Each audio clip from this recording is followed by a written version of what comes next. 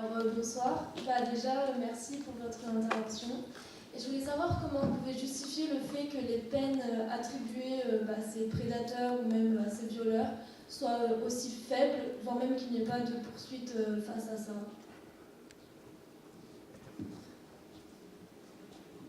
Pourquoi on en regarde? D'abord, moi, j'ai rien à justifier. J'ai rien à justifier. C'est pas moi qui juge. Hein, moi, je défends. C'est-à-dire que j'essaye de porter une parole. Hein, qu'est-ce qui vous permet de dire qu'une peine est faible ou qu'une peine est forte? Parce que je vous posais la question, est-ce que la prison, c'est une réponse à une infraction? Vous voyez? Après, j'entends quand même que c'est des actes qui détruisent des vies. Ces personnes-là sont quand même traumatisées toute leur vie, ça pousse même à des suicides.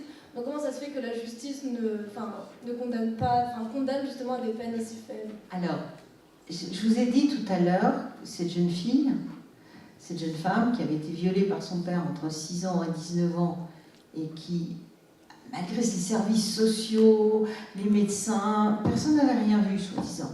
Hein, famille atypique. Pourtant, il y avait des signalements. Qui sort de la salle d'audience où son père, dans laquelle son père a pris vraiment une peine énorme pour un viol, pour des viols, qui dit il a pris que ça. Donc, je ne sais pas ce que c'est qu'une peine lourde et une peine légère. D'accord? Est-ce que, vous savez, hier, j'intervenais hier dans une classe de 5e, qui était venue au tribunal, et puis ensuite, il y a eu des questions. C'est-à-dire, vous, il y a 10 ans, les mêmes. Je me suis dit, tiens, je vais voir les grands, maintenant, aujourd'hui. Et il y en a une qui m'a dit, bon, écoutez, ah bon, ça existe la perpétuité? Ben, je dis, oui, ça existe encore, la perpétuité. Et elle me dit, ouais, mais c'est pas possible, on risque de se suicider en prison, on risque de mourir, alors pourquoi pas les tuer tout de suite? Bon, on va respirer. Hein, voilà. Alors, qu'est-ce que c'est qu'une peine lourde et qu'est-ce que c'est qu'une peine longue? Enfin, je sais pas, il y a un livre qui s'appelle de Marchetti sur justement les peines longues. Il est prouvé qu'une peine au-delà de, je crois, 15 ans, c'est peut-être même 10 ans, elle est absolument inefficace. Elle ne sert à rien. Là, il faut que vous réfléchissiez, il faut lire Foucault, il faut lire plein de gens pour réfléchir sur le sens de la peine. Mais une victime, ce qui compte, et ça vous me le direz, mais une victime, ce qui compte, c'est qu'on reconnaisse qu'elle est victime, 2, qu'elle n'est pour rien dans l'agression, et 3, qu'elle est entendue. Mais pourquoi on demande des dommages et intérêts à la fin d'un procès? Parce qu'on insiste sur le fait qu'il va falloir faire des soins, il va falloir se réparer. La réparation, ce n'est pas la peine que l'auteur va prendre. Moi, ça m'est arrivé d'avoir dans mon bureau une jeune femme qui avait été violée avec du GHB et qui m'a dit « Je vais me réparer autrement. Je vais me réparer autrement. » Vous voyez?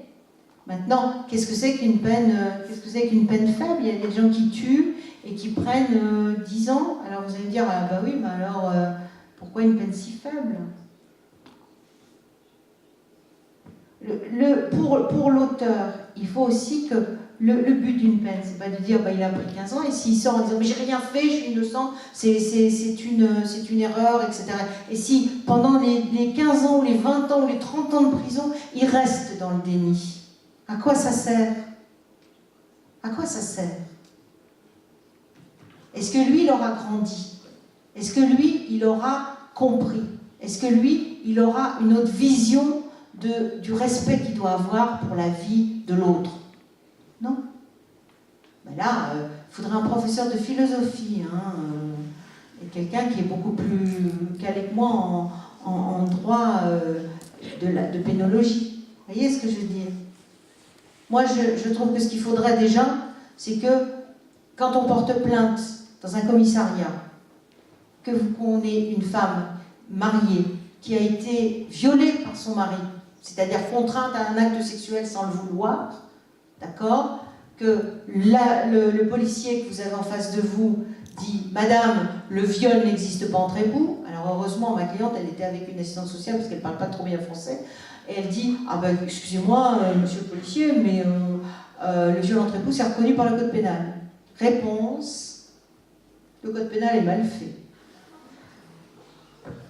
Hein? Alors, avant de dire comment ça se fait qu'il y a des peines si légères, qu'on prenne en compte la parole des victimes, qu'on travaille là-dessus. Vous voyez? Déjà, voilà. Maintenant, une peine légère. Je crois que quelqu'un qui a pris, enfin, qui va déjà aller en prison, enfin, je sais pas, il y en a parmi vous qui ont déjà visité une prison? Il y en a qui sont déjà allés dans un milieu carcéral? Hein? Oui, je sais, j'ai vu. Hein. Je ne sais pas ce que vous en pensez, mais c'est quand même pas terrible. Hein. Génial. Hein. Vous savez, par exemple, que quelqu'un qui reste en prison plusieurs années, il perd complètement sa vision de loin. Parce qu'il est enfermé. Il ne voit plus. Il ne peut pas regarder un oiseau dans le ciel, parce que de toute façon, il n'a pas de ciel. Donc, je ne peux pas répondre à votre question.